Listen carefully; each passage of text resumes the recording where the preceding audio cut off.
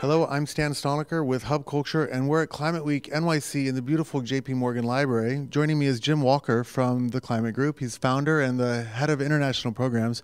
You guys have a new report out that looks at the economic benefits of the clean revolution. Can you tell us a little bit more about it?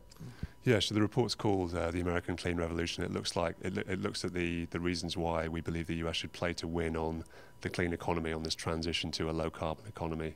It's obviously a highly politicized debate here in the US around climate change and clean technology, and it's become increasingly so in the run-up to the election. But what we saw was that there was an increasing body of evidence and of voices from different parts of American society that were very supportive of moving towards a sort of rapid transition to the low carbon economy for all kinds of reasons that actually were, partly about self-interest and partly about sort of citizenship. So one of them is looking at the power of innovation to really generate growth in the US right now. One of them is looking at the need to upgrade infrastructure and looking at future-proofing infrastructure for a lower carbon world. There's also security, which is a major issue, and becoming more energy secure and more secure from volatility of prices. And at the same time, you've got competitiveness, so actually competing with major growth economies in the East like China, and climate change itself, so looking at what are the costs of inaction if you don't move in this direction.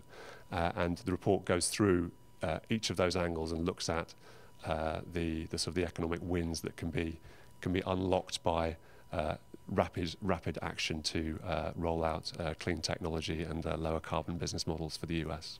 So I know that with the Climate Week launch here in New York, a lot of the discussion has been around the wide variety of sectors of people who have a stake in this clean revolution. So you have evangelicals who are really waking up to the fact that this is sort of a stewardship issue. You have agriculture and farmers who are looking at the impact on their sector. You've got entrepreneurs in Silicon Valley who see a disruptive opportunity. So would you say that this is an issue for everyone? And how can anybody who's sort of at home watching get involved with the clean revolution? I think it is an issue for everyone, and I think depending on what walk of life you come from, there are different opportunities and obviously challenges to overcome as well. It's a very diverse set of people that we've got here today. So we had the National Farmers Union talking about how this was, the changing climate is central to the success of the US's agriculture economy. At the same time, farmers see big opportunities in a global carbon market and in also different agricultural practices. So they have both sides there. There's economic opportunities as well as doing the right thing to prevent the worst impacts of climate change. You've got entrepreneurs where there are just huge opportunities in the entrepreneurial sector now around new ways of doing business and around new technologies. I'm involved in a green prize that runs every year in the Netherlands, which is global, and actually every year there are 500 new ideas that can all from very young people, university graduates, around energy, around products and services, all of which reduce carbon and generate growth and jobs. So for anyone who's out there that's sort of interested in new business opportunities and new economic growth models, it's worth taking a look at energy efficiency, renewable energy and clean technology, because these are very much the beginnings of the growth of the economy of the future. Right. So clean revolution, clean economy. Absolutely. How do you feel about that? Do you think America how can it overcome and sort of beat its competitors in being able to scale these new opportunities?